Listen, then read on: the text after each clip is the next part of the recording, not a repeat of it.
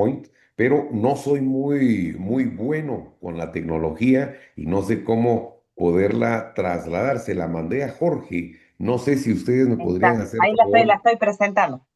Bueno, entonces, no sé si la podemos poner para compartir en la pantalla y le denominamos a esta breve conversación que vamos a tener los espacios vacíos, otros los llenan. Y quiero hacer una pequeña reseña de lo que vamos a hablar. Vamos a partir la conversación y si alguien tiene alguna duda o algún comentario durante yo esté hablando, con mucho gusto podemos aperturar la conversación.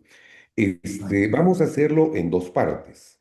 Eh, Vamos a hablar primero rápidamente de dos casos empresariales para los empresarios jóvenes que nos están hablando y lo importante que es poder hacer empresa. Y posteriormente vamos a hablar en la segunda parte de la conversación cómo dejar esos espacios vacíos a Guatemala en las áreas de nuestra justicia y las áreas de nuestra política nos ha representado demasiado costo y nos va a generar un malestar a largo plazo y no sabemos cómo vamos a resolver esta problemática.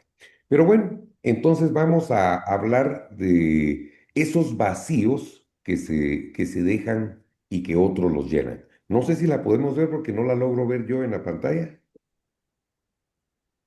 Ya está presentada. Ahí está la primera slide. No sé si puede cambiar usted cómo ve su pantalla porque está mostrándola ya en el otro. ¿Todos la ven? Sí, La mayoría de personas la pueden ver la presentación. Sí, todos la vemos. Sí, la Él estoy también viendo. la puede, él también la puede compartir, él está autorizado para compartirla. sí, lo autorizadísimo estoy, incapacitado tecnológicamente y me disculpo. Pero bueno, Solo me vamos dice entonces. siguiente, next, y yo voy pasando. Perfecto, entonces vamos a regresar los vacíos o los espacios vacíos que otros llenan. Nos vamos entonces solo a referir acá y ustedes pueden ver la página partida en dos partes en donde vamos a ver a Blockbuster y a Kodak y al otro lado CICIG. Para los que no conocen CICIG, es una comisión internacional contra la impunidad que Guatemala invitó en su momento a venir como representantes e intermediarios para que nosotros pudiéramos supuestamente resolver algunos problemas de nuestro país. Pero vamos entonces a ver la primera diapositiva y aquí vemos que todos los espacios que uno deja vacíos, otros los llenan. Ustedes se recordarán de la historia de Blockbuster. Fíjense ustedes que llega un hombre que llevaba una idea novedosa, que era Reed Hastings, que llevaba como idea de Netflix, para que él pudiese resolver los problemas que él tenía, que estaba perdiendo mucho dinero anualmente, y le propone a la gente de Blockbuster que le compre su empresa en $50 millones. Por supuesto, del otro lado tenemos a John Antioco, que dice, ¿para qué quiero yo esta empresa si en realidad las 9,000 tiendas que tengo alrededor del mundo son mucho más efectivas que la simple idea de estar enviando películas a domicilio?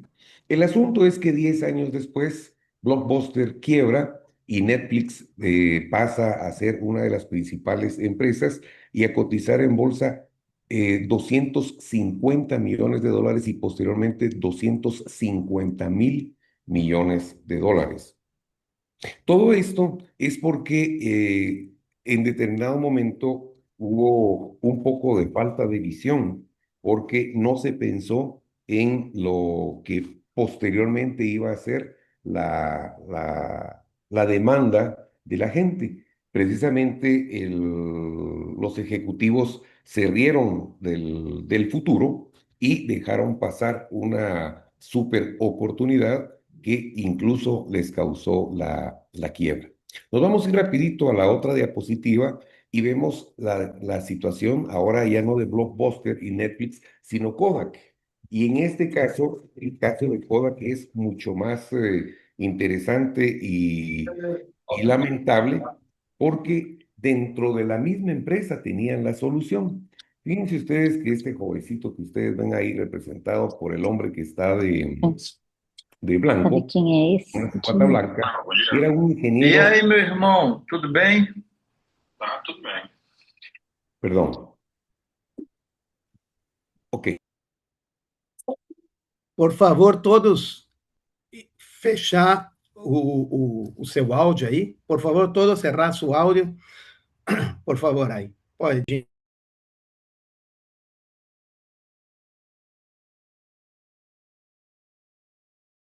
Jimmy, puedes volver a activar tu audio. Se muteó.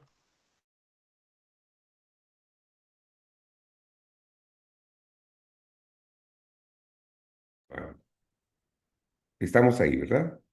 Bueno, en esta diapositiva podemos ver una situación que es mucho más lamentable que la de Blockbuster, porque fíjense que la solución estaba dentro de la misma corporación. Y es este joven que aquí vemos representado como el que está vestido de blanco, era un ingeniero eléctrico llamado Steven Sasson, que en determinado momento llegó con una propuesta súper novedosa ya por los años 70 y le dicen, miren, la nueva cámara digital, por supuesto, se habla de que era un 0.01 de los megapíxeles que tenía la fotografía, pero dijeron, ¿por qué nosotros vamos a meternos a una parte digital cuando hoy tenemos el 90% del film y por cada dólar que vendemos, 70 centavos entra a nuestras arcas? Así es que, por favor, guardas ese aparato. No le dices nada al departamento de mercadotecnia, no le dices nada a nadie y lo guardas porque vamos a tener problemas de canibalizar nuestros propios productos.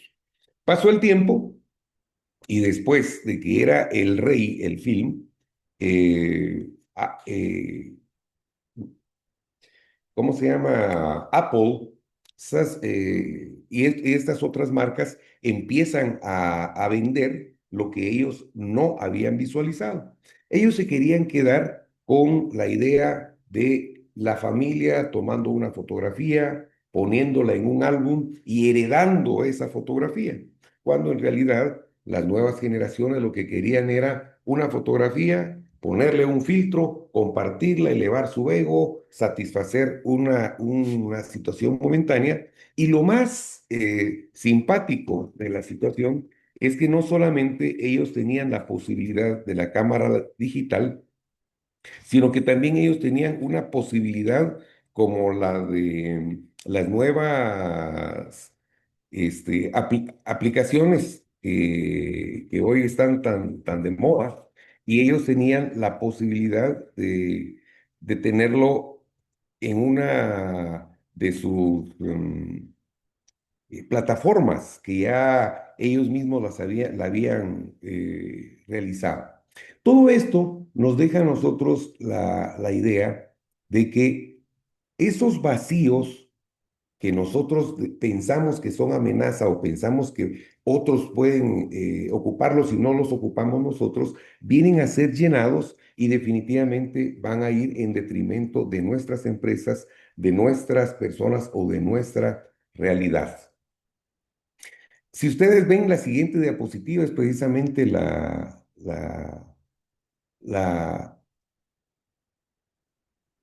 la situación de que la gente ya no quiere ver el álbum de fotos que estábamos platicando, sino que lo que quieren ver es netamente la,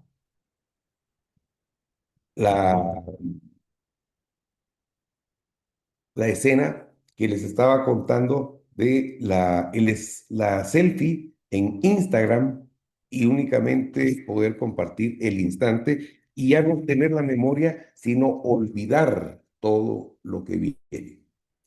Ahora, si pasamos a la siguiente página, a la siguiente diapositiva, es donde yo quiero que ustedes vean que como países, no solamente como empresas, nosotros podemos dejar espacios que nos van a generar demasiados problemas en el futuro. Acabamos de presentar nosotros un libro que se llama En defensa de la soberanía. Sisig, el invitado que quería quedarse con la casa. Y es lamentable todo este hecho porque todo esto obedeció a que Guatemala dejó espacios vacíos dentro de su sistema judicial, dejó espacios vacíos dentro de su sistema político y permitió que otros personajes, otras instituciones vinieran a ocupar esos lugares y desde adentro se nos hiciera un problema colosal en cuanto a al ejercicio de nuestra soberanía. En la siguiente diapositiva hay un verso de Proverbios, que es Proverbios 17-19b, que dice, el que abre demasiado la puerta busca la ruina. Y hay otra versión que dice, el que abre demasiado la puerta, la ruina trae a su casa. Y precisamente ese es parte de la advertencia que hoy quiero compartir con ustedes. Y nos vamos a ir rapidito, si me haces favor, a las siguientes diapositivas y las voy a pasar. Ustedes acá, los que no son guatemaltecos, tal vez no entenderán esta diapositiva, pero representa al último gobierno de Guatemala, en donde en Guatemala todavía habían instituciones fuertes y se tomaban decisiones. El presidente Ubico estuvo de 1931 a 1944 y cuando le pidieron su renuncia, él dijo, me voy. Y pasamos a la siguiente diapositiva y en esa diapositiva vamos a encontrar tres gobiernos que estuvieron durante 12 años, de 1944 a 1956, en donde se dieron una serie de situaciones. El presidente Arévalo, que Arévalo Bermejo entró del 44 y estuvo por 6 años, él se autodefinió como un presidente socialista espiritual. Y quiero que ustedes analicen tres cosas importantes Vai respecto fazer o que você tem que fazer. a Agora eu esta, tô assistindo. a este momento histórico de Guatemala. Finalizó la guerra, la Segunda Guerra Mundial, y allá por 1946 empieza a devanarse la Guerra Fría, y ese cambio precisamente se da en Guatemala con la Revolución del 44. Él se autodenomina socialista espiritual, y el siguiente gobierno, que es el del eh, señor Jacobo Arbenz, plantea dentro de su tiempo de gobierno el decreto 900, que es la expropiación en Guatemala. Si ustedes se dan cuenta, hablar de 1952 expropiaciones como las que Chávez manejó allá por el año 2000, en plena Guerra Fría, se convierte en un problema sin comparación en América Latina, o mejor dicho, en todo el continente americano, porque la misma doctrina Monroe, que es sobre la cual se basa la política exterior de Estados Unidos, plantea América para los americanos. Y en plena Guerra Fría, Guatemala da muestras de un movimiento comunista con expropiaciones y se expropió nada más y nada menos que a la United Fruit Company, que era la empresa bananera más importante de Estados Unidos en Guatemala para aquella época. Con ese movimiento se da una situación complicadísima, y es que para el imperio norteamericano era imposible que entrara el comunismo a América, y para los soviéticos, que era el otro imperio de su momento, era ya una muestra de que ya habían entrado a América. De tal cuenta que en Guatemala se deja de hablar de liberales y conservadores regionales y se empieza una discusión de comunistas y anticomunistas. O sea, nosotros empezamos a debatir en Guatemala una guerra fría, pero ya no solamente con ideas y debates, porque allá por 1960 empieza la guerrilla en Guatemala y se da el conflicto armado. Ustedes ven en la diapositiva a el presidente Arbenz, que es derrocado, y literalmente en 1998 la CIA reconoce que fue un derrocamiento automáticamente generado por ellos, por la CIA. Ahí ven ustedes EGP, ven ustedes ORPA, que son Ejército Guerrillero de los Pobres y Organización Revolucionaria para la Liberación, y se dan otro tipo de agrupaciones que empieza ya a darse un conflicto armado en Guatemala, siendo hasta 1996 en esa época el más largo, solo superado posteriormente por Colombia. Pasemos por favor a la siguiente diapositiva. La guerrilla y las negociaciones. la guerrilla sale o sea, el, el grupo subversivo guatemalteco sale al extranjero a vender una idea. Y la idea, que tiene que ver mucho con narrativas, es precisamente que Guatemala era un estado criminal. Y Guatemala nunca defendió esa narrativa, simplemente se dedicó literalmente a defender su soberanía acá dentro del territorio nacional, y todo ese movimiento empezó a desgastar la imagen de Guatemala. Después de 1985, que se convoca a nuevas elecciones en Guatemala, tenemos una situación interesante, y es que en toda Centroamérica habían conflictos bélicos, entiéndase Guatemala, El Salvador y Nicaragua, y Honduras, que funcionaba como una base norteamericana para repeler el tema de la revolución en Nicaragua. Pero en ese año, 1985, dos presidentes de la región toman la iniciativa, que era el presidente Cerezo de Guatemala y el presidente Arias de Costa Rica, y piden a la comunidad internacional que ellos intervengan de tal cuenta que en Guatemala pueda haber negociaciones de paz con observación internacional. Se firma la paz en El Salvador, en Nicaragua, pues gana el movimiento guerrillero y entran los sandinistas, y después hay paz y entra Chamorro, pero viniendo a Guatemala, nosotros nos enredamos en un problema que cedimos un espacio, y ese espacio vacío nos salió caro. Quisiera que por favor nos pasáramos a la siguiente diapositiva, y ahí ustedes van a ver tres momentos importantes. De 1994 al 2004 entra la primera misión a Guatemala, porque ya no solamente se pidió la colaboración a nivel centroamericano, sino que el presidente Serrano, que entra en 1991, pide que el gobierno de Guatemala y la guerrilla se siente a la mesa con testigos, en este caso México, España y algunos otros países. Para 1993 se da un tema muy parecido al de Perú con Fujimori, que Fujimori da un golpe de Estado o un autogolpe de Estado. Serrano quiere hacer lo mismo en Guatemala, lo que le llamamos el serranazo, pero nunca funcionó, de tal cuenta que es depuesto, se va al exilio, y entra una figura que abrió la puerta de par en par, y se llama, o se llamaba, el presidente de León Carpio.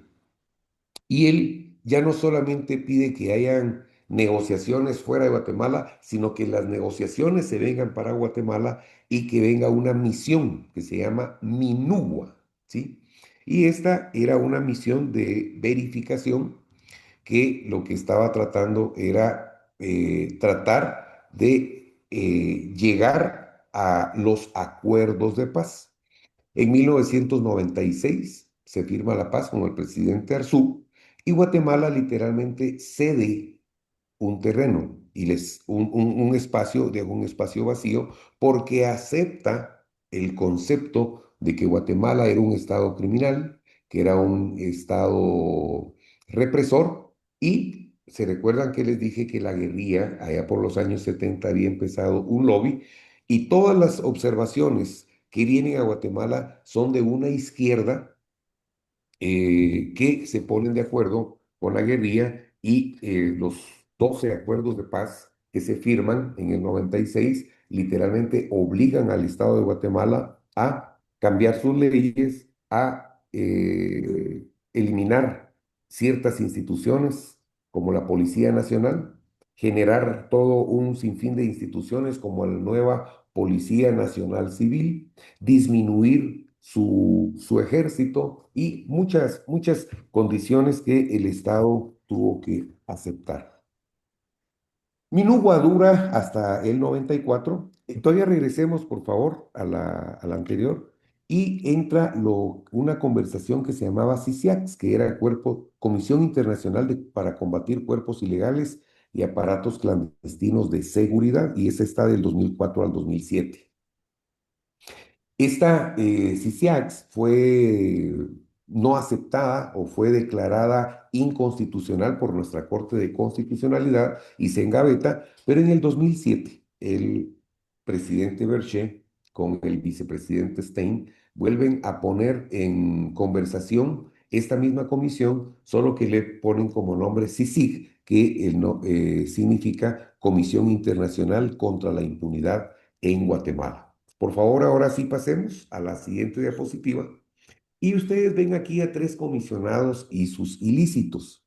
Castresana, Carlos Francisco Castresana, que era español, Francisco Dalanese, que era costarricense, e Iván Velázquez, que era colombiano. Iván Velázquez ahora es famoso porque fue ministro de la Defensa de Petro y jugó un papel importante en Guatemala con la violación de los derechos humanos de Guatemala, como también había dirigido algunas investigaciones ilegales en Colombia en contra del presidente Uribe.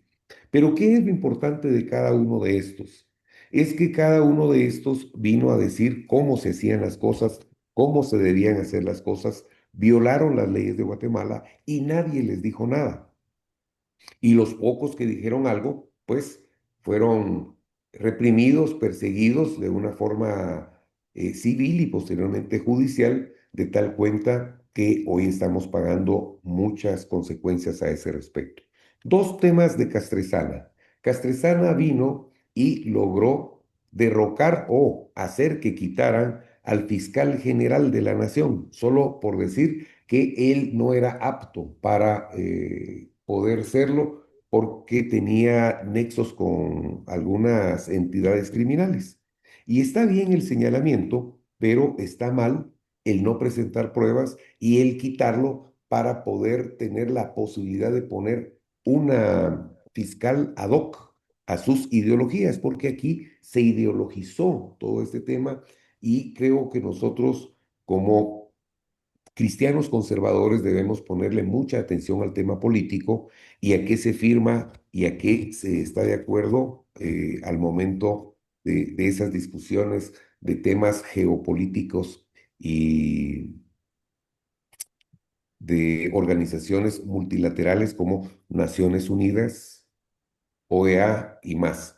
Esta comisión, nosotros como guatemaltecos la pedimos, que es de lo peor que nos pudo haber sucedido, pero entre las cosas más complejas es que toda la parte ideologizada que Naciones Unidas traía la condujeron a través de esta comisión porque literalmente nos habían doblado los brazos y nos habían quebrado las rodillas para poder defendernos de una forma jurídica. Porque este mismo señor Castresana implementó una modalidad que se llamaba listado de los jueces y los magistrados de la impunidad.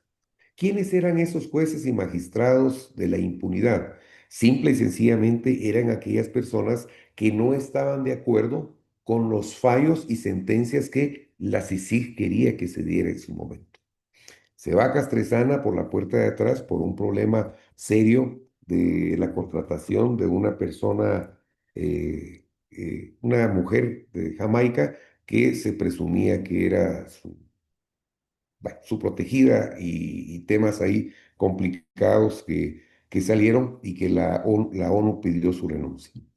De ahí viene Dalanese y le da forma por completo a ese sistema de jueces y magistrados de la impunidad, al extremo que publicaron listados en donde se categorizaban a los jueces como los jueces afines, los jueces aliados, los jueces independientes y los jueces en contra de CICIG.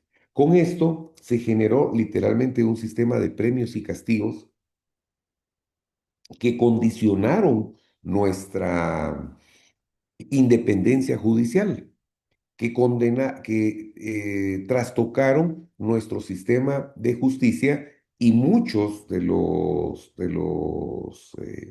jueces empezaron a fallar, pero ya no precisamente en un tema penal, porque si ustedes se recuerdan, dije que Castresana había buscado poner fiscal general o un fiscal general ad hoc y precisamente de una forma ilegal, como lo planteo en el libro, eligen a la doctora Paz y Paz, que ella era parte de todo el movimiento subversivo del país, hijo o hija de personas que habían participado en la guerra, y ella más que experiencia penal, como es parte del requisito fundamental para ostentar el cargo de fiscal general, ella traía todo el concepto de defensa y lucha de los derechos humanos con la justicia transicional. La justicia transicional es una justicia penal que se ve a través de la historia, es decir, ya no se ve el delito, la pena y el proceso de restauración, sino que ellos ya hablan de la historia y el resarcimiento a la víctima. Y es aquí donde empieza a generarse el pago de cualquier cantidad de dinero en resarcimiento por las supuestas violaciones a los derechos humanos que se tuvieron en Guatemala durante la guerra. Lo curioso es que estos eh, casos que se llevaron a juicio durante el tiempo de Dalanese y Claudia Paz y Paz fue fundamentalmente persecución a militares y a personas que tenían una ideología de derecha, de tal cuenta que hubo un cambio total de una persecución hacia personalidades de la política y del ejército. Hago una aclaración, yo no soy hombre de derecha, yo soy un hombre de centro, así es que no estoy hablando mal de la izquierda porque sea de derecha, sino que durante la presidencia yo tuve la oportunidad de abrirle la puerta a todos. Trabajé con gente de izquierda, con gente de derecha, y a todos les cedí espacio. Pero me di cuenta de una falsedad que había, por lo menos en el discurso de la izquierda guatemalteca, y que va muy de la mano con lo que he visto en Latinoamérica, en donde se habla de ayudar al pobre, pero en realidad lo que se trata es de mantener al pobre a través de programas sociales y definitivamente enriqueciéndose los políticos de una forma inescrupulosa. Pero volviendo al tema de la persecución de personas que habían militado en el ejército o que eran de partidos de corte de derecha, hay un elemento sumamente importante o un hecho sumamente importante, y es que ellos llevan un caso a nuestras cortes, y en nuestras cortes una juez que era de los listados de Francisco Dalanese y que la ponían como una gran juez, paladín de la justicia, ella le llevan un caso de genocidio. Imagínense ustedes lo que es reconocer y que un Estado sea señalado de genocida. Para empezar, en Guatemala no hubo genocidio. En Guatemala lo que hubo fue un conflicto armado. Y ellos lo que quieren plantear es que una de nuestras etnias de origen maya, que son los Ixchiles, dicen ellos que en el Triángulo Ixchil hubo un genocidio, cuando habían personas de la misma etnia Ixchil en el ejército. Por lo tanto, desde su origen no se puede pensar que había un intento de eliminar el gen Ixchil, sí, dentro de la misma entidad gubernamental, el ejército, habían personas y en gran cantidad, en un porcentaje mucho mayor del que ellos reclaman. Bueno, pero ese tipo de espacios vacíos que se dejó por alguna razón, los fueron llenando estas personas dentro del marco político y dentro del marco jurídico, y lo peor es que nosotros trajimos gente de fuera para que llenaran esos espacios que nosotros estábamos dejando vacíos. Se va también Dalanese por un problema administrativo y señalamientos de corrupción, y traen a Iván Velázquez. Iván Velázquez ya traía señalamientos de Colombia, que había hecho mal uso y abusado de la prueba reina como el testimonio de testigos protegidos y colaboradores eficaces, y con el señalamiento de la coacción para que ellos dieran ese tipo de declaraciones.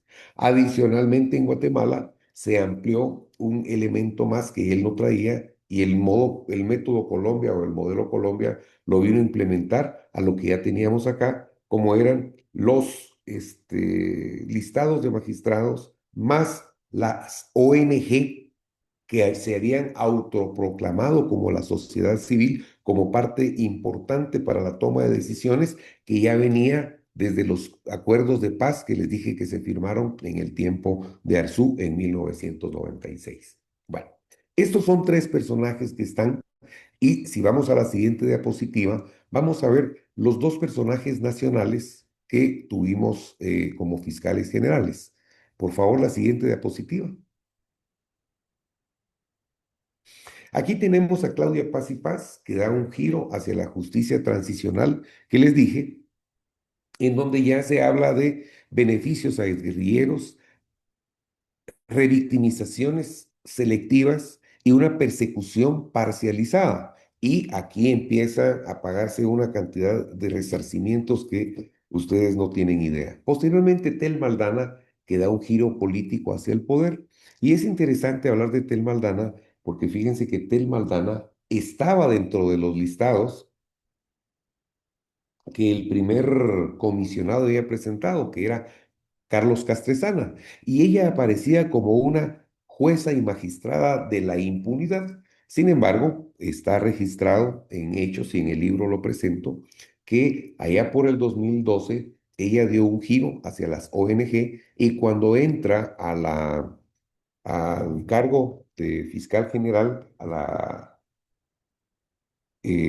ella al Ministerio Público, ella da un giro y se pliega completamente con la CICIG y empieza a generar todo un movimiento que derrocan literalmente al Partido Patriota. Se acusa al Partido Patriota de tener altos índices de corrupción y no tengo por qué defender yo al Partido Patriota, pero lo que sí es cierto es que se violaron los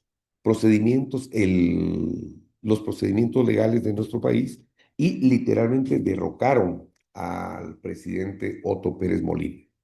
Pero todo estuviera estado bien hasta ahí y yo quizá hubiese seguido engañado porque yo mismo estaba engañado con esta situación. Y quisiera que pasáramos a la siguiente diapositiva, en donde ya no solamente se da el tema de que habían derrocado a un gobierno, sino que generan un partido y el partido se llama Semilla y ellos quieren llegar a tener la posibilidad incluso de derrocar al siguiente gobierno que era el mío. Y para eso utilizan esta famosa técnica que aquí ustedes la pueden ver, que es la agenda setting, con el framing y el priming.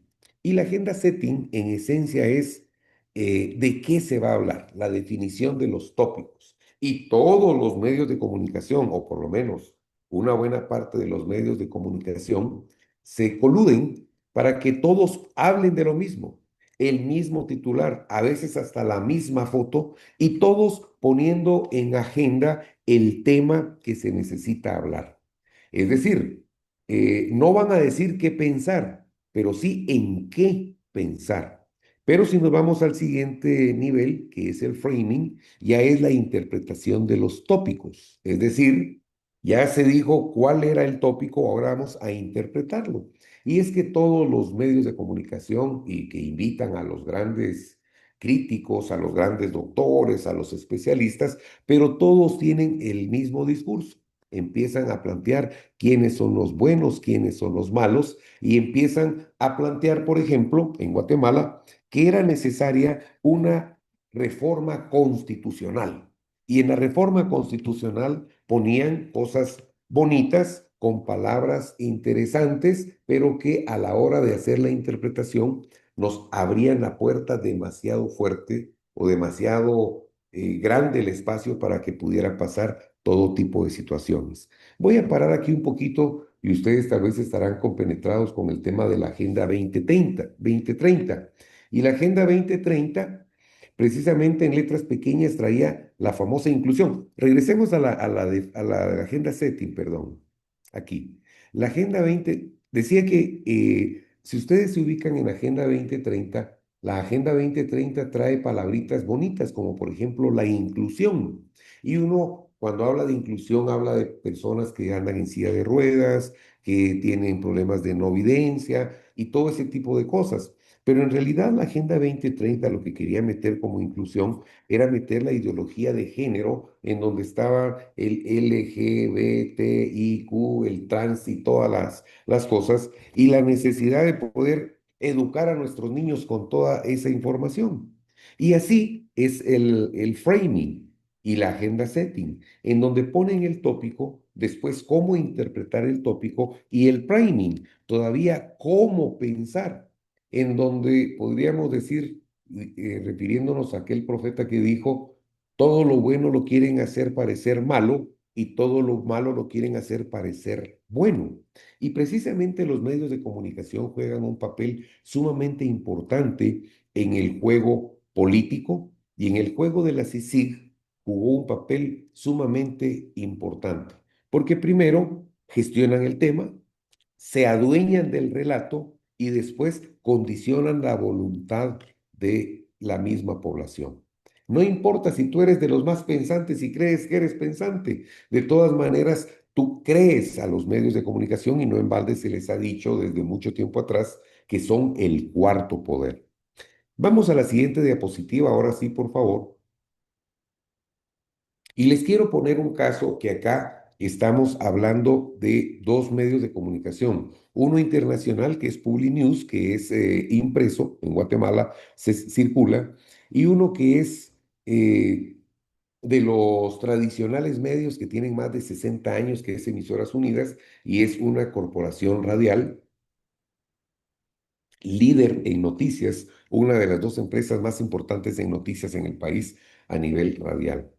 Fíjense ustedes que a nosotros, a mi familia, nos generaron cuatro casos políticos espurios y, y falsos.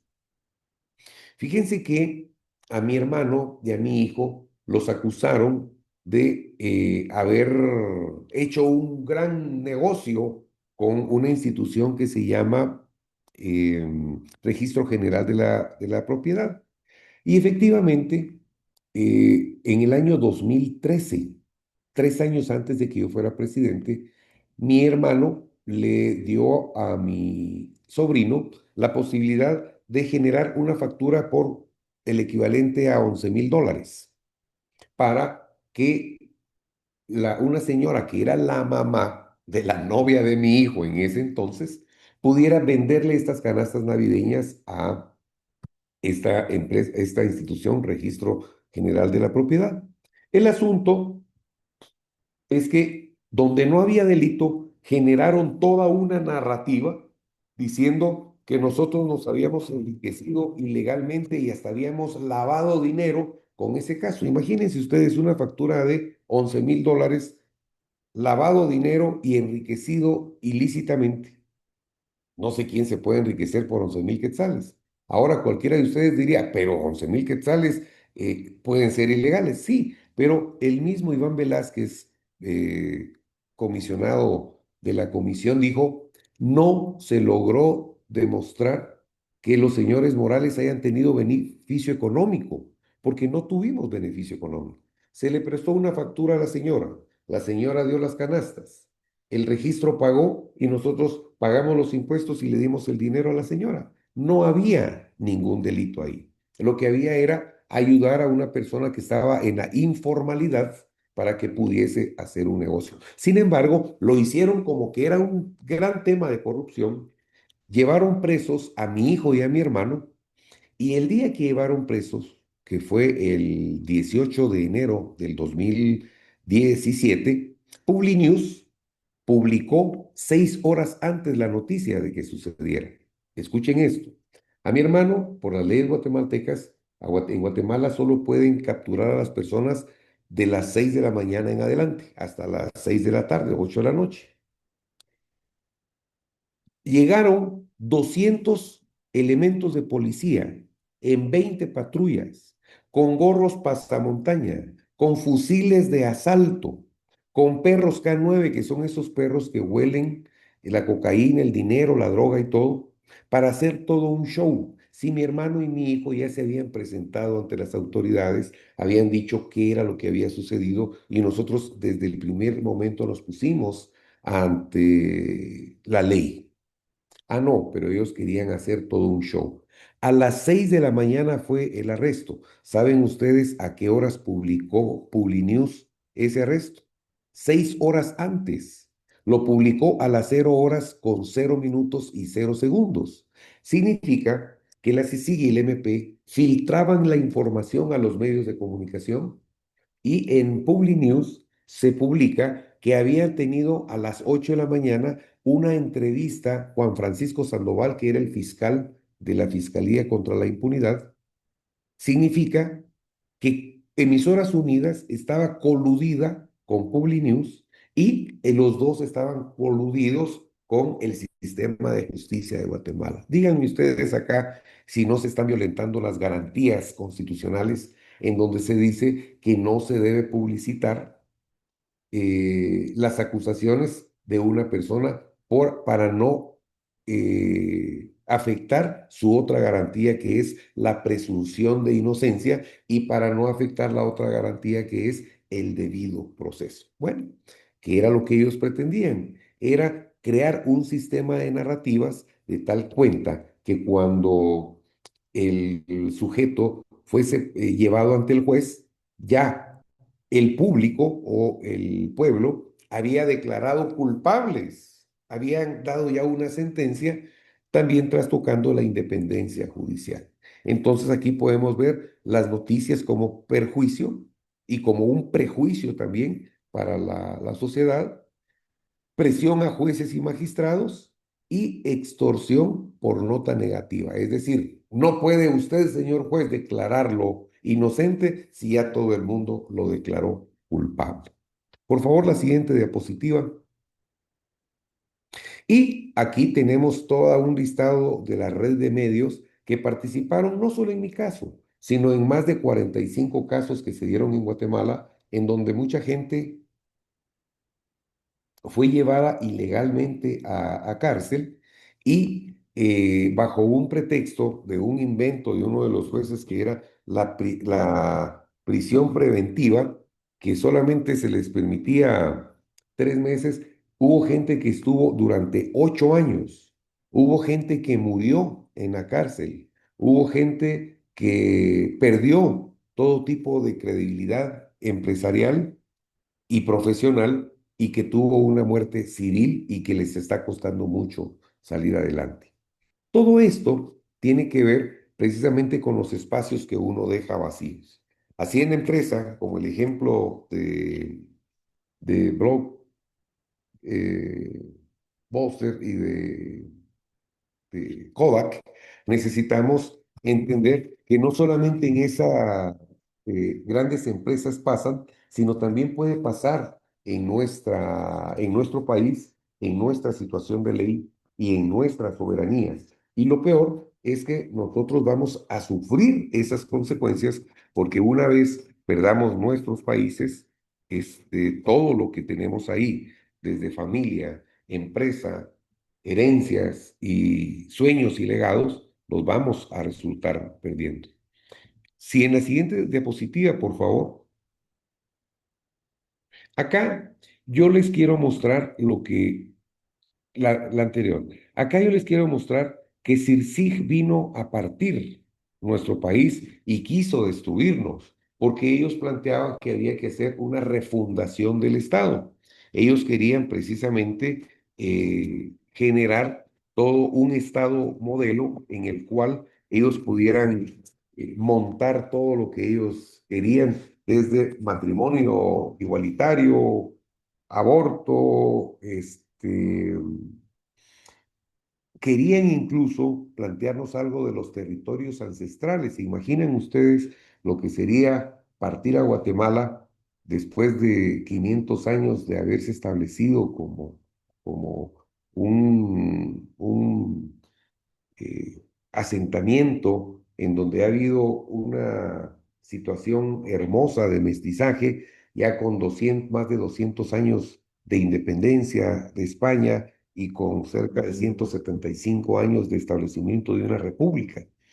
venir a decir que todo lo que está y el derecho que nos ha costado tanto armar, hay que romperlo y poner al mismo nivel de nuestro sistema constitucional un sistema indígena de ley, señores, eso era lo que quería la CICIG dentro de sus reformas constitucionales, nos hubiera puesto en una situación complicada. Por eso tuvimos que salir en defensa de la soberanía, decirles un hasta aquí, se van del país y eso por supuesto ha tenido consecuencias para el país, ha tenido consecuencias para el político y para la persona que aquí está hablándoles en esta oportunidad. Pero Guatemala abrió la puerta no solo a la cooperación internacional, sino a la intervención y a la presión y a la manipulación de nuestros jueces, de nuestros políticos, de nuestros empresarios. Una anécdota. Fíjense que a mí me acusaron de haber recibido financiamiento electoral ilícito de empresarios, cuando ellos pudiendo seguir toda la trazabilidad del dinero a través del sistema bancario, pudieron comprobar que el dinero nunca llegó a mí, porque yo les dije a los empresarios, por favor, a mí no me den dinero, ni a mí, ni a mi partido. Incluso la testigo protegida o la colaboradora eficaz, una de las grandes empresarias del país, Paulina País, a quien le agradezco haya dicho la verdad, dijo, el presidente Jimmy Morales, entonces candidato presidencial, nos dijo, no me den dinero ni a mí ni a mi partido porque no lo podemos manejar. En todo caso, cuiden ustedes el voto en la mesa y eso fue lo que hicieron, pero tenía tanto poder e infundía tanto terror la CICIG que a los 8 empresarios más grandes o a un representante de cada familia de los empresarios más grandes del país, los sentó en una mesa y les pidió y los obligó a que pidieran perdón al país por un delito que no habían cometido. Dos, bajo amenaza de que si no los iban a meter a la cárcel y les iban a extinguir sus empresas y sus propiedades, o sea, a quitárselas, acusándolos de corrupción, de lavado de dinero y de todo lo que siempre ponían como delitos que adornaban las denuncias, las demandas. Así es que tenían el poder de atemorizar hasta los más grandes empresarios. No sé de qué país me estás escuchando, pero imagínate tú que en tu país, sea Brasil, sea Colombia, sea España, sea cualquier país, que a los 8 empresarios más poderosos tengan tanto miedo que los sienten, literalmente los arrodillen a pedir perdón y que hablen contra el presidente en público, aunque después me llamaron por teléfono pidiéndome perdón porque habían tenido que sucumbir. Yo les dije, no se preocupen, Dios con nosotros. Dios con nosotros. Y al final, nosotros basándonos en Juan 8:32 y la verdad, y conoceréis la verdad, y la verdad os hará libres, lo aplicamos. Por supuesto, nosotros no somos Jesús, no somos la verdad, pero aplicamos ese verso a la verdad, que nosotros éramos inocentes, no habíamos cometido delito alguno y por eso teníamos la solvencia de enfrentar estos grandes males. Y esta es la lección. Abrir la puerta sin discernimiento no fortalece la casa, sino que la deja expuesta. Y también, al haber nosotros dejado espacios vacíos, otros vinieron a llenarlos y no precisamente para nuestro beneficio.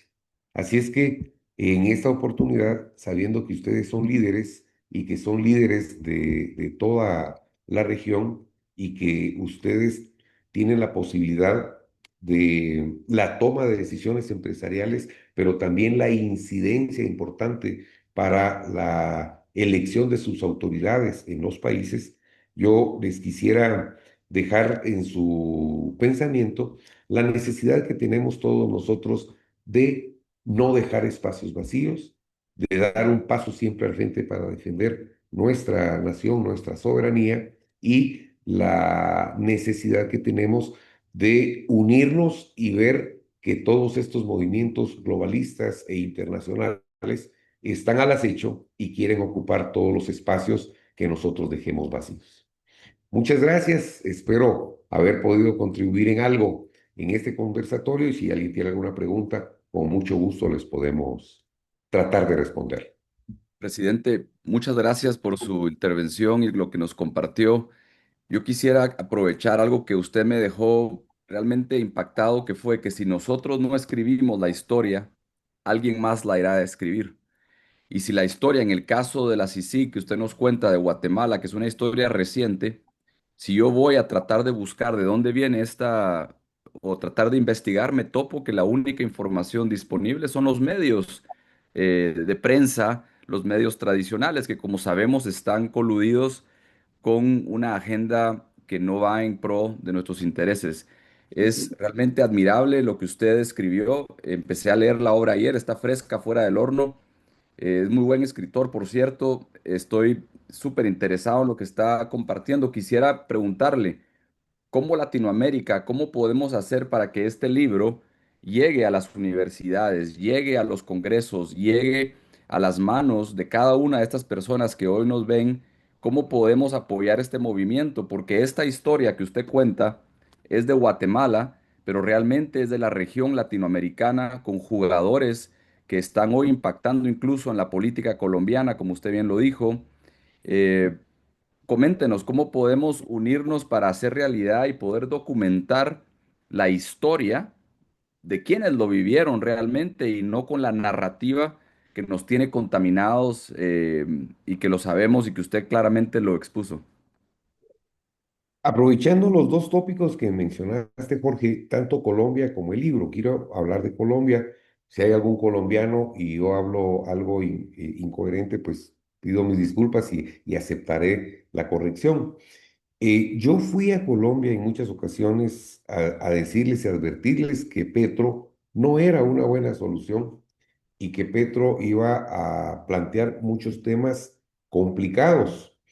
Y solo saber que Iván Velázquez estaba al lado de él y que llega a ser su ministro de la Defensa y que en Guatemala había dicho Iván Velázquez que era preferible, escuchen esto que dijo Iván Velázquez, era preferible que el narcotráfico financiara los partidos políticos a que los financiaran los empresarios, porque el financiamiento empresarial era el pecado original de la corrupción en Guatemala. Dicho y hecho, en Colombia tengo entendido que el hijo de Petro es confeso de haber recibido dinero de narcotráfico y efectivamente Iván Velázquez ahí no dijo nada, sino que simplemente siguió apoyando a un partido, a un gobierno, a un presidente apoyado por el narcotráfico. Pero eso es para que ustedes vean lo delicado que es este tipo de personas que se bañan con baños de pureza, que vienen de organismos internacionales como la ONU y que dicen que son los salvadores del mundo, pero en realidad yo creo que son ovejas o lobos disfrazados de ovejas. Ahora, ¿cómo poder hacer que este libro pueda llegar a todas las universidades? Bueno, uno de los proyectos es que desde el norte de México hasta el sur de Colombia por ahora, cada universidad pueda tener por lo menos 3 ejemplares, uno en su biblioteca general, uno en su facultad de Derecho y uno en su facultad de Ciencia Política. ¿Por qué razón? Porque literalmente aborda la problemática que tenemos de la injerencia internacional como parte importante de las políticas de muchos entes multilaterales para poder, a través de esa infiltración hacia las instituciones y autoridades, poder imponer y poder colocar todas las agendas que ellos traen. La forma literalmente es financiando el proyecto y si alguien de México dice, bueno, pues yo me apunto a financiar México en buena hora, o si se puede desde Guatemala hacer el financiamiento para poderlos hacer llegar, yo creo que sería la forma. También vamos a tratar, ya está en una plataforma digital a través de Amazon para que pueda mucha gente obtenerlo y tenerlo a disposición, pero para que esté en las universidades yo creo que es necesario o meterlo dentro de las bibliotecas físicamente o tener algún tipo de relación con las autoridades académicas para que sea un tipo de lectura sugerida u obligatoria quizá en las distintas áreas, repito, derecho, ciencia política y diplomacia. Muchísimas gracias, Jimmy. Gracias, querido expresidente, por esta brillante exposición y precisamente nos da pie para luego poder analizar estos principios que usted nos ha compartido aplicado a todas nuestras naciones. Así que antes de pasar a esta segunda parte que Ileana Flores nos va a explicar justamente cómo llevar esta discusión a nuestras naciones, vuelvo a saludar a los que entraron después, entraron varias autoridades, acá también muchos políticos de mi país, de Argentina y de otras naciones. Quiero darle dos anuncios antes de que se pueda retirar el presidente Jimmy si tiene otra agenda, pero que ustedes sepan que el concilio está muy activo y tenemos para el sábado que viene una actividad virtual, es un diálogo. Nosotros mensualmente hacemos estos diálogos que se llaman diálogos globales virtuales y siempre invitamos a personalidades que son referentes. Esta mujer es María Lourdes Sereno, ha sido expresidente de la Corte Suprema de Justicia de Filipinas, una mujer también con una trayectoria tremenda en la búsqueda de la justicia, también producto de eso ha sido perseguida. El sábado que viene, en este mismo horario, de la mañana, 8:30 hora este, para nosotros es 9:30 de la mañana acá en Argentina, va a hablar acerca de generar un movimiento en pos de la defensa y la justicia en la familia. Así que una exposición brillante, si bien ella va a exponer en inglés, vamos a tener habilitada la traducción para el español, así que aquellos que quieran marcar en su agenda, a ustedes todos los que se han registrado le vamos a estar pasando el link también. Eso lo organizamos desde el Concilio Global, así que si quieren conectarse con líderes y conocer de todas partes del mundo, van a estar acá junto a nosotros. Y luego tenemos una invitación que posterior a todo este segmento de encuentros, tenemos ahora este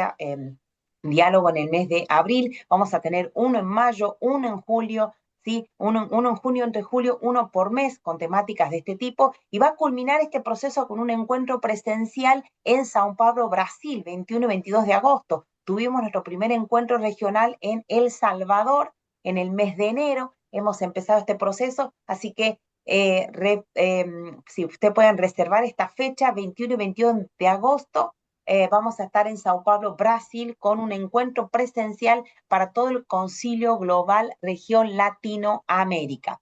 Así que, sin ser para más, le doy la palabra a Ileana Flores, que nos va a explicar cómo es la dinámica para esta segunda parte. Gracias, Bueno, Jimmy. Gracias, Jorge. Perdón, Ania, y abusando de la confianza del presidente Morales, no sé si todavía está ahí, quisiera preguntarle, nosotros conocemos el impacto de la Iglesia Evangélica de Guatemala y quisiera oír su consejo como parte del Consejo Mundial de Oración y preguntarle cuál sería su consejo para la Iglesia Mundial de lo que la Iglesia Evangélica no hizo, lo que hizo mal o lo que dejó de hacer para influenciar una política conservadora con una cosmovisión bíblica en nuestras naciones. Rapidito porque sé que vamos, pero no puedo desaprovechar esta oportunidad que es única para nosotros. Bueno, muchas gracias. Lo que hizo bien la iglesia, y yo quiero dejarlo patente, yo puedo asegurar que yo he sido el presidente más orado de la historia de Guatemala. Aleluya. La iglesia cristiana estuvo orando por mí y yo les digo, si no hubiésemos tenido ese apoyo en intercesión, muy probablemente a mí me hubieran depuesto. No tengo otra forma. Eran muchos gigantes, eran cabezas, monstruos de 1000 cabezas, y veo por ahí a Luis Velázquez, que es guatemalteco también. Él podrá dar testimonio de que la lucha que se tuvo aquí fue una lucha de verdad a otro nivel, y si la iglesia no hubiera orado tanto como oró por nosotros, yo creo que no hubiéramos podido resistir. Dos, yo creo que la iglesia debe permanecer cerca de las autoridades. En mi caso, pues yo tenía la puerta abierta y cada mes llegaba un consejo apostólico, a hablar, a contarme de los temas que se estaban teniendo. Y posteriormente a mi gobierno también la iglesia estuvo cercana. Creo que ahí hubo situaciones complicadas porque el gobierno tenía tendencias meras raras. Sin embargo, la iglesia debe estar cerca y no, debe permear y no permearse. Ese es el punto, pero debe estar cerca. Y lo que yo creo que la iglesia necesita hacer es siempre tener sus pronunciamientos.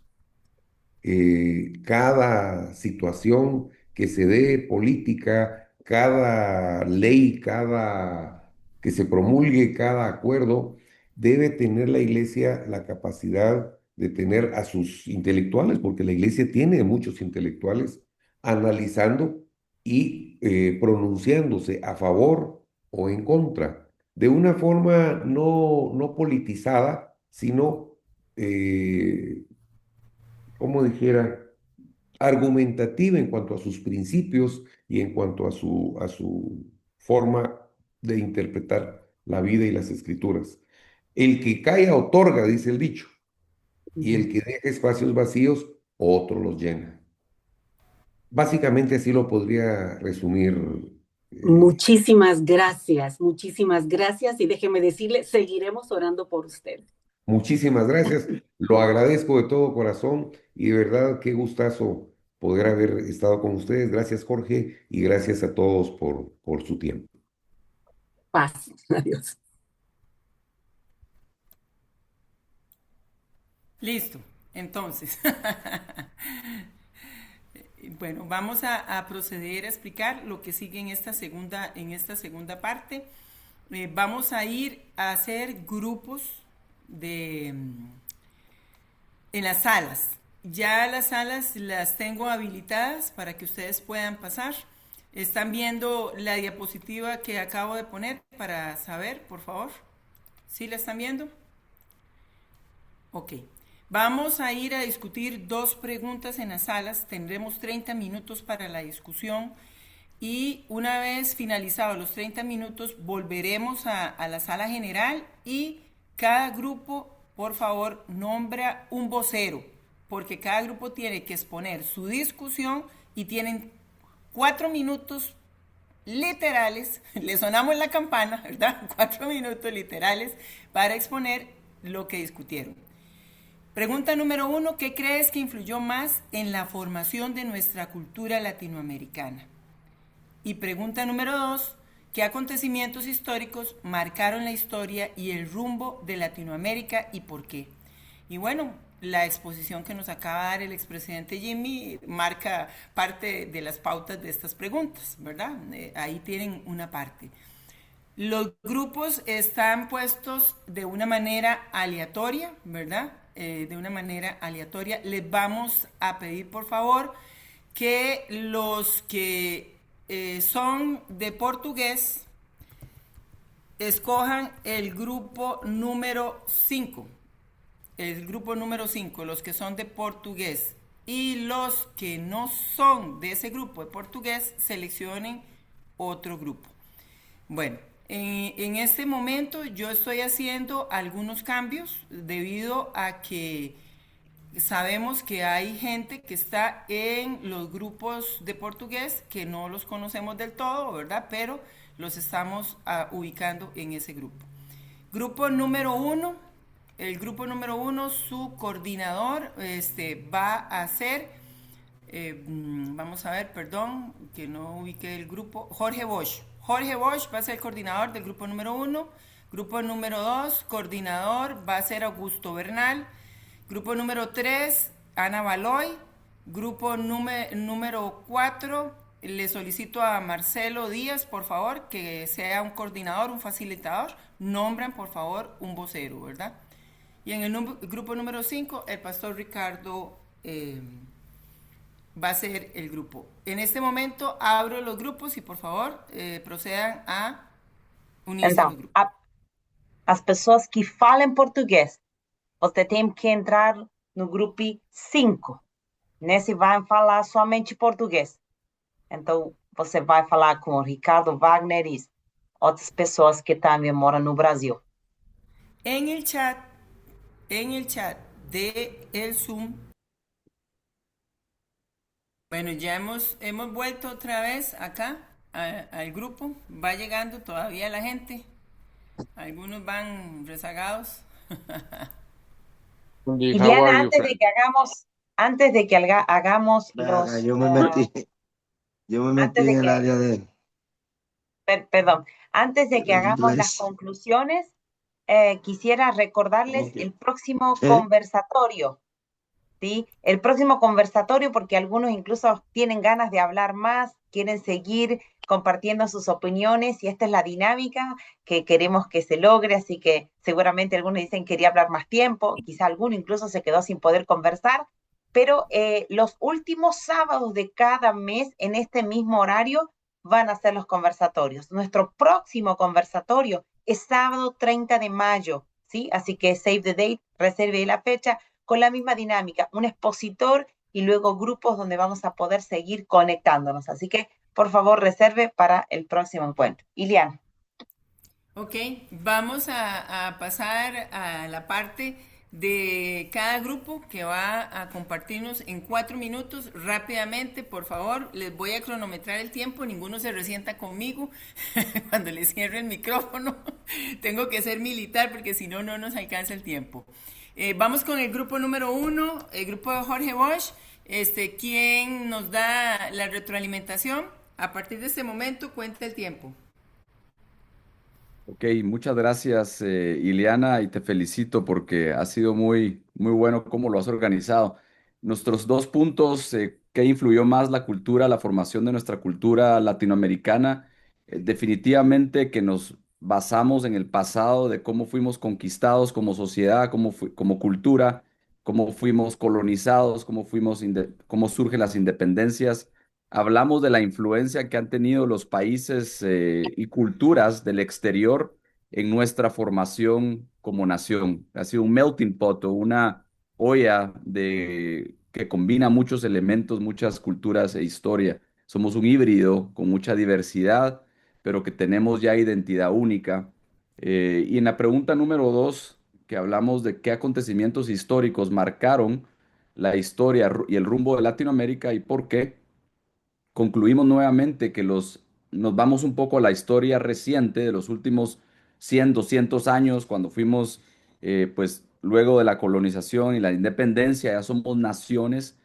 Nuevamente, la sobreinfluencia del exterior es la que nos ha causado más daño y lo vemos ahora recientemente con el ataque, con lo que sucedió en Venezuela. Cosas que vemos como grupo que podemos hacer hacia adelante, eh, eh, elementos básicos de nuestra cultura. El número 1 es la familia. Se habla de la familia como el centro, como el núcleo, de donde pueden nacer todo el futuro de una nación.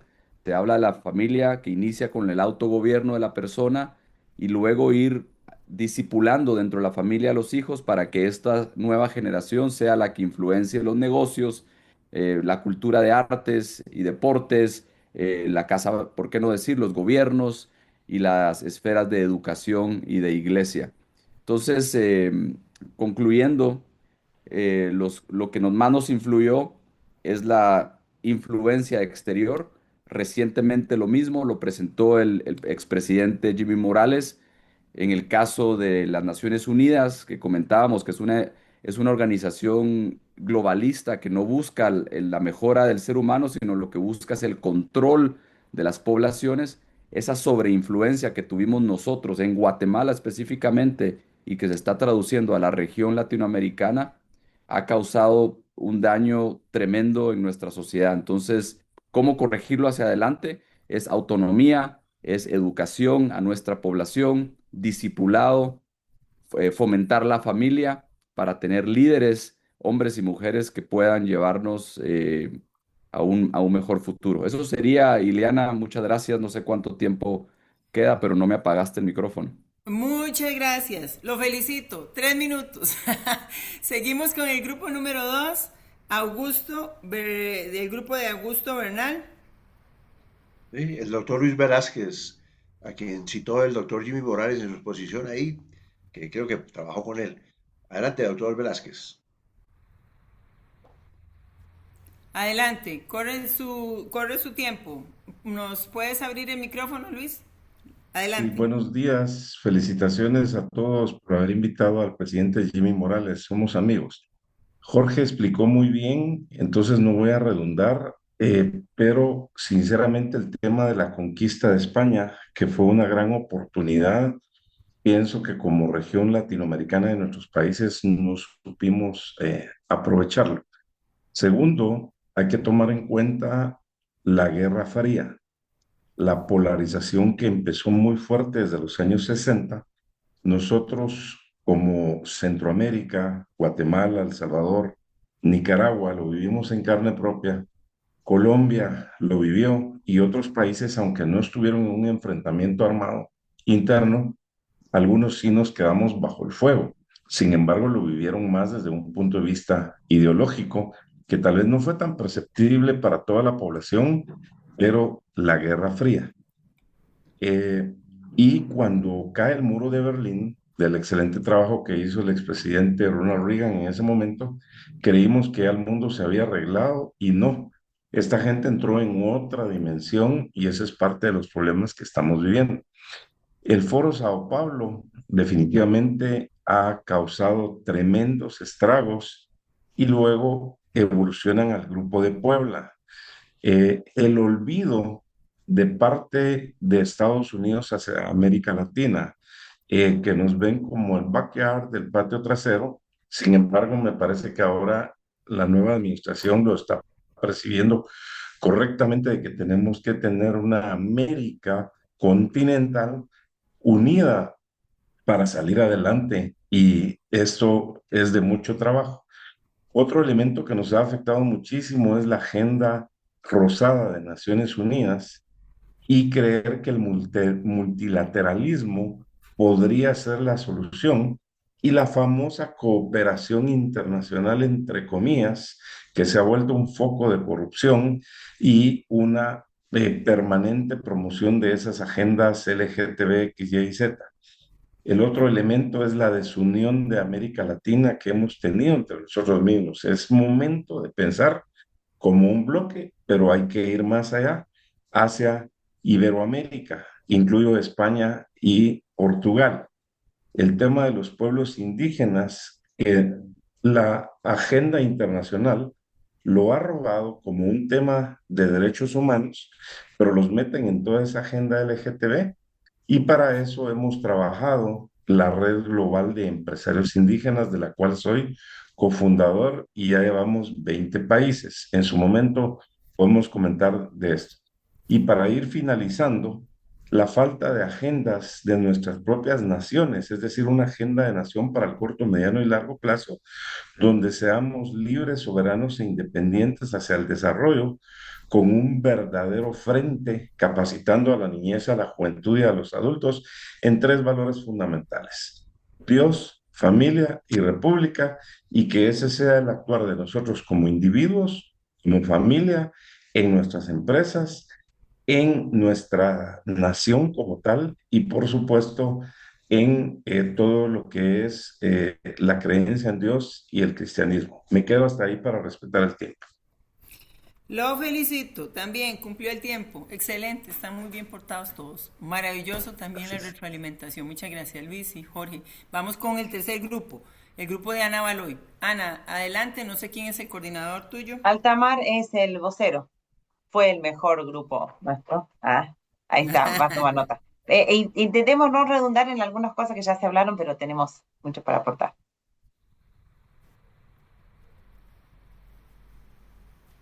Ahí te habilité para que hables. Altamar es colombiano, venezolano. ¿Listo? ¿Ahí me escucha? Sí, adelante. Bueno. Rapidito voy con los puntos. Aunque los puntos son extraordinarios todos, realmente han sido muy complementarios.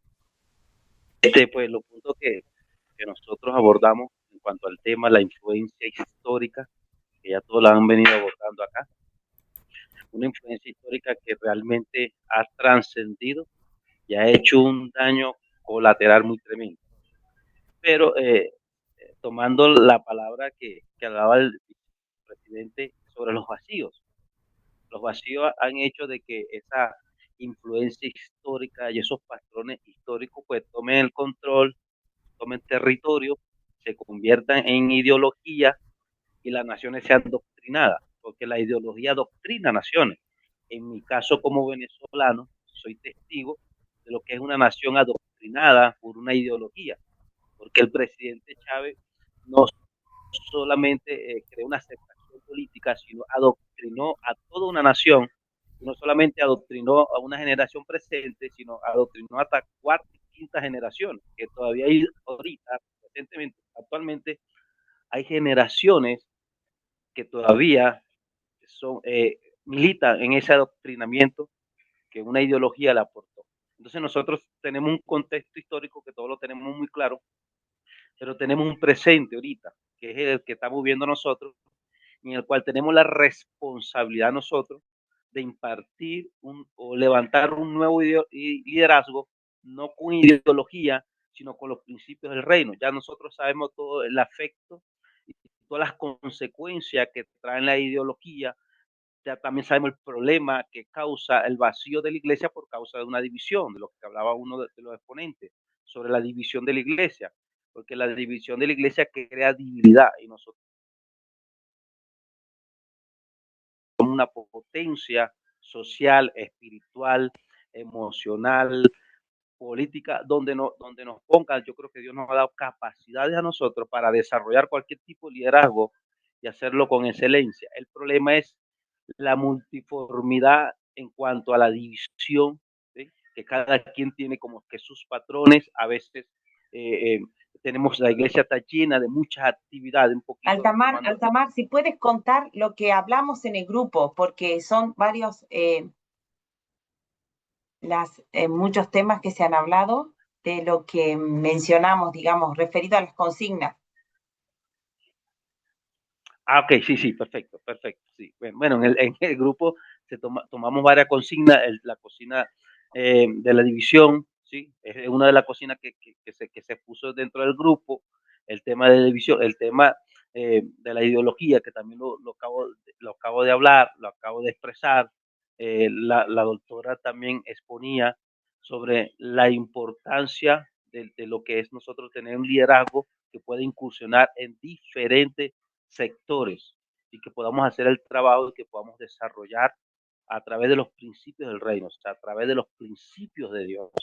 Ese es uno de los puntos que tomamos, el punto de la división, que ya lo acabo de expresar, que es un punto muy importante, y uno de los puntos que yo también expuse fue el punto de la ideología y el punto de los vacíos que dejamos, que fueron tomados por otros sectores, por otros lugares, que fueron tomados por otro liderazgo, y la parte que tenemos que hacer nosotros en el presente, porque no podemos obviar el presente, que es el cual estamos viviendo nosotros, es el cual vamos a desarrollar nosotros.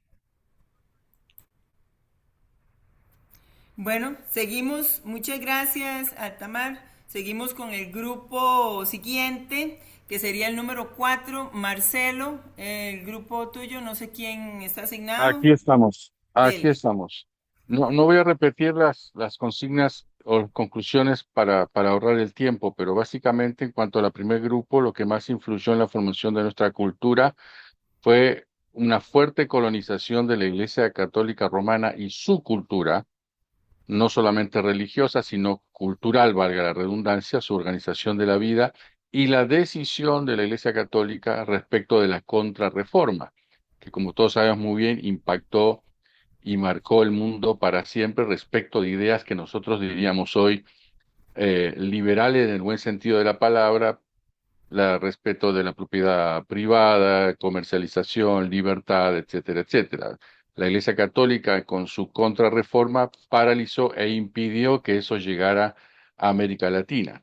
Respecto de la primera pregunta todavía, un sincretismo influye claramente en nuestra cultura latinoamericana, eso de mezclar cuestiones originarias con la fe cristiana todavía sigue siendo un problema. Y un punto muy interesante que alguien resaltó es una colonización de tipo extractiva hacia Europa que impidió el progreso local, a contraparte de cierta colonización que valorizó el progreso local como Estados Unidos y otros países.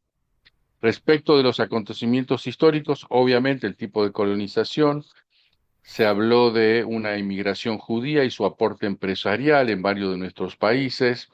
Repito, la importancia del Foro de San Pablo y su impacto general a partir de las ideas de izquierda o ideas de centro, ¿no es cierto? Creemos que las ideas de izquierda y las ideas de centro, directa o indirectamente, colaboran con el Foro de San Pablo. Hablamos de históricamente de los gobiernos militares, ¿no es cierto?, como hechos históricos que marcaron la historia de nuestros países. También hablamos del crecimiento numérico de la Iglesia Evangélica en la región, sin duda un hecho histórico y que más allá de no tener la incidencia por el poder de la cantidad de evangélicos que somos en América Latina, sin ninguna duda, cada vez más ejercemos una incidencia, entonces eso marca de alguna forma o va marcando la historia. Alguien mencionó algo muy interesante, la creación del Canal de Panamá como una apertura económica, comercial, que sin duda tuvo una incidencia muy fuerte en el resto del continente. Y creo que eso, para no repetir otros datos que el resto de los grupos dijo muy bien, quiero destacar entonces esos que mencioné. Gracias. Muchas gracias, Marcelo. Excelente con el tiempo. Seguimos con el grupo número 5. Don Ricardo Gilberto, Wagner. me voy entonces a hablar muy rápido también. Ok. Creo que Marcelo, nosotros estamos alineados.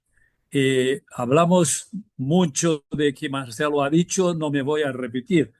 Todavía quisiera decir también de Escuela de Frankfurt, que traje una importancia, una influencia, un reflejo muy grande en nosotros. Tenemos también un problema serísimo, que es la cuestión de la separación de la iglesia y Estado de una manera muy fuerte. Y la iglesia entonces se queda lejos del Estado y no prepara liderazgo para los gobiernos. Esto es un problema serísimo porque no hay espacio vacío. Tenemos también otro problema muy serio que es la religión, que Marcelo también ha dicho, hace un sincretismo muy grande en nuestra región.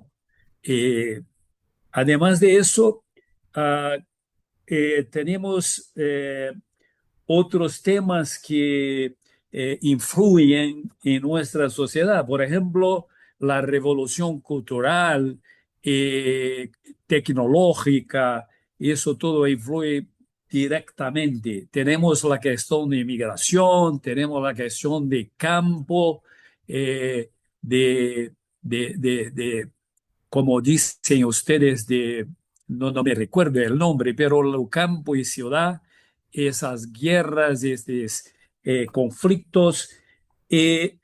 Tuvimos también, como ha dicho Marcelo, los golpes de Estado, la dictadura, la apertura democrática,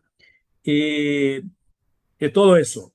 Entonces, creo que en general eso es lo tema. Y quiero solo para cerrar decir que Latinoamérica en general reúne personas y naciones demasiadamente detenida en recibir, novedad.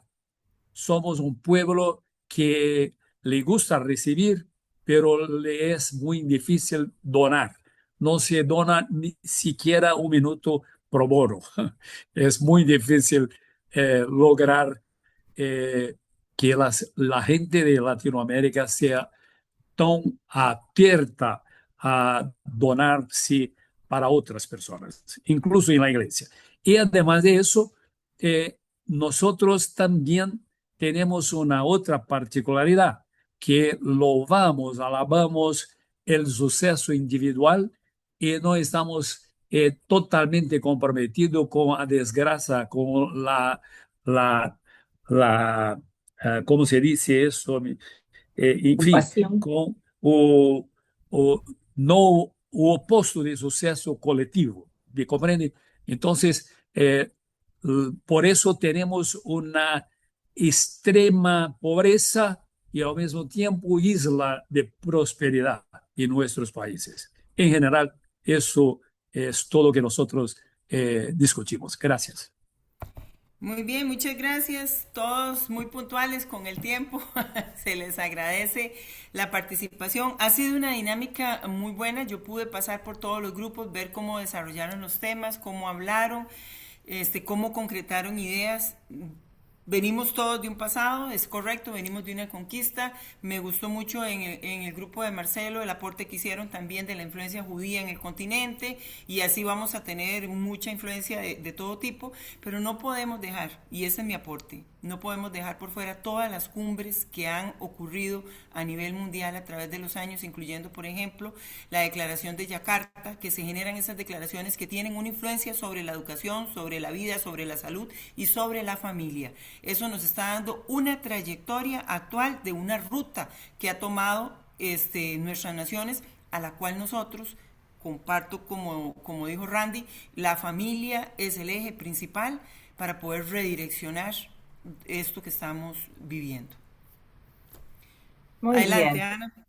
Sí, bueno, ya se nos ha pasado las 2 horas planificadas para esta reunión, ¿sí? Vamos a pedirle a Augusto que pueda cerrar con una oración, ¿ah? Y se pueden seguir en contacto, ya saben, por el email que les ha llegado a través de los grupos. Sigan también en Instagram del Concilio. Y muchísimas gracias por su tiempo, porque cada uno de ustedes hace que estos encuentros sea valioso. La perspectiva desde su formación, desde lo que ustedes ya están haciendo. Acá hay líderes políticos, empresariales, dentro de la iglesia, es súper valiosa, así que es muy importante que sigamos construyendo esto. Gracias a todos de verdad por haber participado. Y cerramos con una oración. Pastor Augusto. Muchas gracias. Oramos. Damos gracias al Señor por este día, por esta oportunidad que nos tiene en este foro. Y gracias a Dios por cada uno de los líderes que asistieron, Señor. Te damos a ti reconocimiento, Señor, para cada uno de ellos, y que sigan creciendo cada uno en sus países, Señor. Bendecimos cada país de los que están representados aquí, y que podamos ondear tu bandera, Señor, esa bandera de sabiduría. Y si nos falta sabiduría, como dice tu palabra, Señor, que te la pidamos a ti, Dios Padre, y tú nos la das abundantemente y sin reproche, y nos será dada. La recibimos, Señor, y te damos a ti muchas gracias por lo que está ocurriendo con la historia de nuestra Latinoamérica, Señor, por toda la influencia que ha habido